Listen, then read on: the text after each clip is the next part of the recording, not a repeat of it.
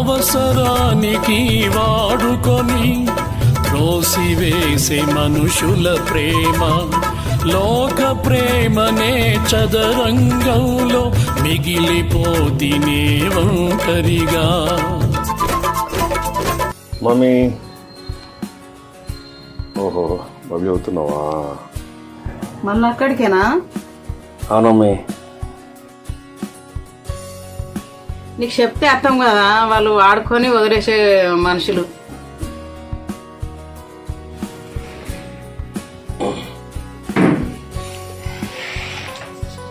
అడిగాను మమ్మీ, ఒకసారి నా మాట కూడా విను.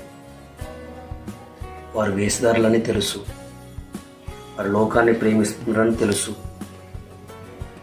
వారు దేవుని కంటే, దేవుని వాక్యం కంటే, దేవుని సంఘాని కంటే ఎక్కువగా తమ స్వలాభమునే, తమ స్వచిత్తమునే ప్రేమిస్తున్నారని కూడా తెలుసు నాకు.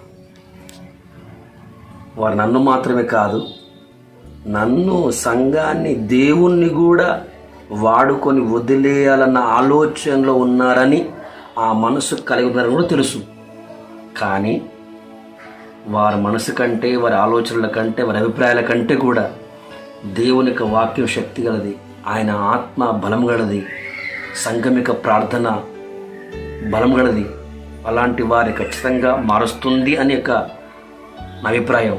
సో కాబట్టి వారు నన్ను, సంఘాన్ని వాడుకొని వదిలే కంటే ముందే క్రీస్తు యొక్క అక్కర, క్రీస్తు యొక్క అవసరత వారికి ఉంది.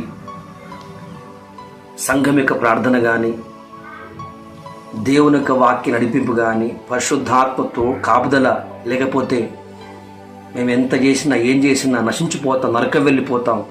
ఈ లోకంలో అందరికంటే, అన్నిటికంటే దేవుని ప్రేమే, దేవుని వాక్యమే విలువైంది. అవే మా ఆత్మలకు జీవాన్ని, నిత్య జీవాన్ని ఇస్తావని వాళ్ళు గుర్తించాలి.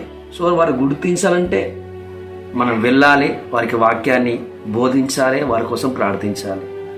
అందుకే నేను వెళ్ళాలనుకుంటున్నాను. సో కాబట్టి వారి వల్ల మనకి ఏదో లాభం ఉందని, వారు ఏదో మనకు సహాయం చేస్తారని కాదు, మన సహాయము వారికి ఉంది, దేవుని యొక్క సహకారం వారికి అవసరం ఉంది. ఏదో విధం చేత నశించిపోతున్న, పాపంతో పట్టబడించుకుని పోతున్నటువంటి వారిని దేవునిలోకి లాగాలన్న ఒక ఉద్దేశంతో అక్కడ వెళ్తున్నాను. ఇప్పుడు చెప్పు, వెళ్ళమంటావా వద్దంటావా? అలాగైతే వెళ్ళిరా. దేవుని మాటలు వారు నాటబడినట్లు దేవుడి వారి హృదయంలో కార్యం జరిగిస్తాడు. నువ్వు ప్రయాసపడుతూనే ఉండు, నేను ప్రార్థన చేస్తా. వెళ్ళిరా మరి అట్లయితే. సరే మమ్మీ, ఓకే బాయ్.